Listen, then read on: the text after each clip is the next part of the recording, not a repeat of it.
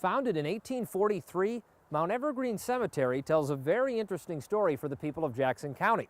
It's been on the state's Registry of Historic Places since 1988, and it's also the final resting place of some very well-known and accomplished citizens, including Civil War Governor Austin Blair. But perhaps no one buried here has a more unique connection to Jackson County and to Civil War history than the man at site number 20, Captain Christian Rath, or as history has come to remember him, the hangman of the Lincoln conspirators. He was appointed to the position after they were arrested and placed in jail. He was their jailer for all practical purposes. That he did from the time of the trial all the way through to the end of the execution. He had a shoe store downtown in downtown Jackson. So he was a little bit older than the average Civil War soldier. He was almost 30, or approximately 30, when he enlisted in the service. But he was no doubt in a small town, well known.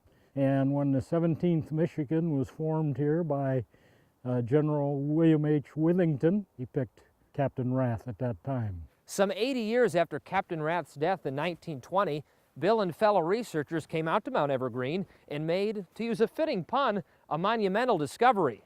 They uncovered right here an old overgrown plot where some Civil War soldiers are now buried. Well, this is a very unique place in that we did not know, and nobody we have ever talked to in Jackson still living was aware of the existence of what the U.S. Army called the Soldiers' Cemetery here. This property, these two grave plots, were for the burial site of what was known as Camp Blair. But for all the local history, and in the case of Captain Rath, national history at Mount Evergreen Cemetery, there are still countless other interesting stories yet to be told here, and of course across mid-Michigan too. So although I have to say farewell from Jackson County for now, I hope we can pick a place for Pinsonnault again in the near future.